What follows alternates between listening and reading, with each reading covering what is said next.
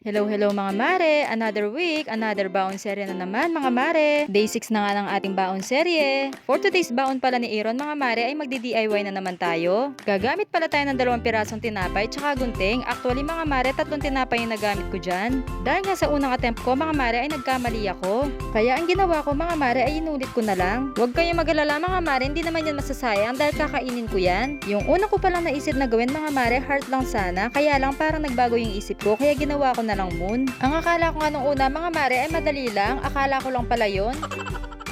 Yung paggawa ko nga ng moon mga mare ay medyo madali lang. Hindi naman kasi siya mahirap gawin mga mare. Na-challenge lang talaga ako mga mare sa paggawa ko ng star. Kita nyo naman mga mare, hindi pantay-pantay yung nagawa kong star. Kaya pagpasensya nyo na mga mare, kahit papano ay mukha naman siyang star.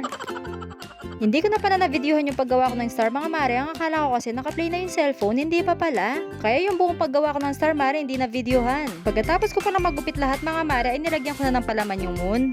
Pagkatapos ay iniayos ko na sa kanyang lunchbox. Ang ginawa ko pala sa mga star mga mare, ay nilagyan ko ng palaman pagkatapos pinagpatong ko siya. Gumawa pa nga ako ng isang piraso mga mare dahil nga kulang yung ginawa ko. Pagkatapos mga mare, ay nag-add din pala ako ng bread pan. Para naman may ibang option siya mga mare. At para makapag-share na rin siya sa mga classmate niya.